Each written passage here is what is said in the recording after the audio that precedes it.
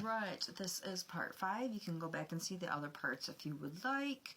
Talking about Damon's demons, will, emotion, possession, exorcism, all sorts of different things. But, so again, when you're opening psychic centers or energies, everything has something to do with energy. Everything is energy.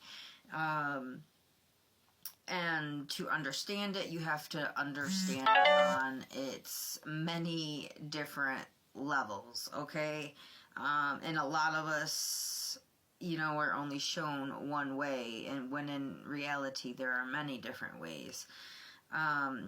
So again, the different channelers or channeling types, how we use our psychic centers. So again, if you are willingly subjugated or oppressed against your will, or willingly, because a lot of us do this ourselves, and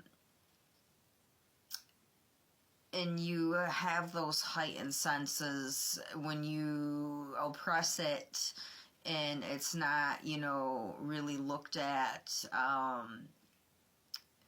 on many different levels, it causes this imbalance that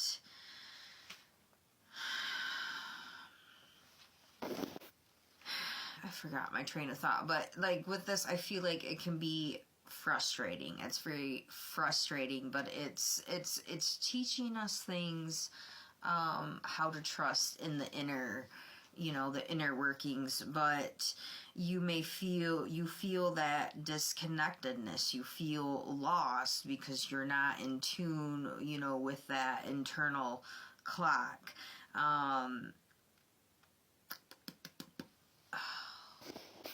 So we also have to be aware of, again, our own inner psychology, others, you know, psychologies and way of working, the natural state of things, how natural functionings work, scientific and spiritual, like all different levels you should, you know, ideally be looking at.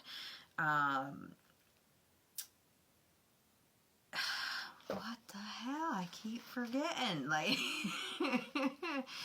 hold on. So, in essence, our body goes haywire and we start to lose control. And this causes different chain reactions. So I'm going to go here to possession in the definitions. The state of having or owning or controlling something. But we have to understand we cannot control anything, but we can work with. It's not that we control it. We help work with to will, you know, over our essence. But they don't want you to know how to control your vessel or yourself, because in doing that, we enlighten others. When you become enlightened, you enlighten others. Visible power or control over something. They want residency or control of you. I wrote that in there. And this is regarding to law, but heart space, they want residency and control of the heart space. And why they want the heart space and they choose the solar plexus is because through emotion, we'll talk about those damn emotions here in a second, but they go through here because it's the quickest way to get to heal, okay? And that's where they want to have ultimate control, because this controls everything as well. If you're not connected here, you feel, you know, off balance in different ways. And then they try to gain control of the mind, same as elementals, emotions, and cycles. They all do the same thing. As distinct lawful ownership, holding, occupancy, paying for your space Informal. So the state of possessing an illegal drug, for example, if you are charged with temporary control of the ball by a particular player or team. So, example, the ball hit a defender and now Brown's quick reaction put him in possession. I couldn't read my writing. So yeah, that's an example there. An item or property, something belonging to one. For example, I was alone with no money or possessions. A territory or country controlled or governed by another. The state of being controlled by a demon or spirit. For example, they prayed for protection against demon possession. The state of being completely under the influence of an idea or emotion. For example, fear took possession of my soul. How you react or how you respond. How in tune are you with your soul? And then these are the 7 deadly sins. We have lust, wrath, gluttony, envy, greed, sloth, and pride. Okay, we have all those. And everybody is going to feel each one of these emotions in some way, shape, or form. And they have different subsidies. 3, 6, 9. We're going to go through sins, virtues, and then some book of wisdom here, okay? So you have these. These would, can be negative in nature, but they can be used, for a positive.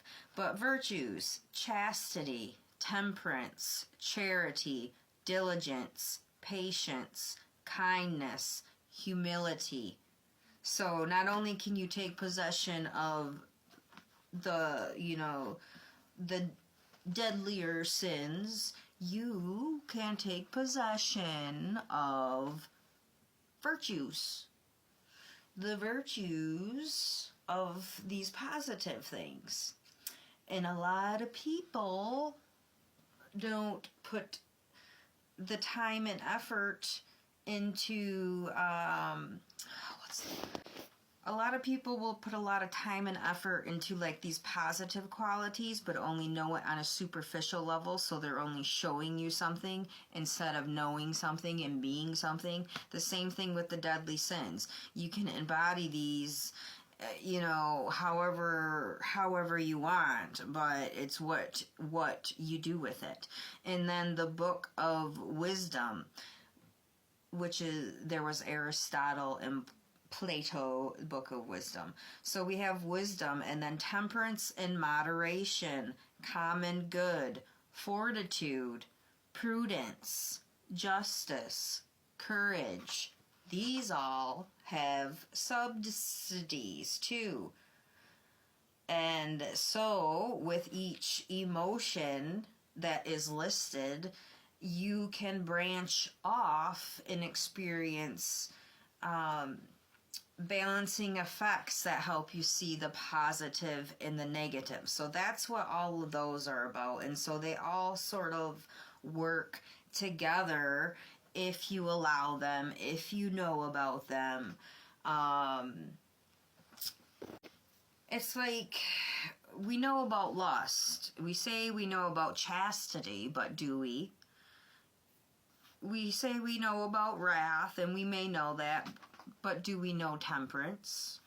Same thing with gluttony. We know gluttony, but do we really know charity? Do we really know diligence instead of envy? Patience instead of greed?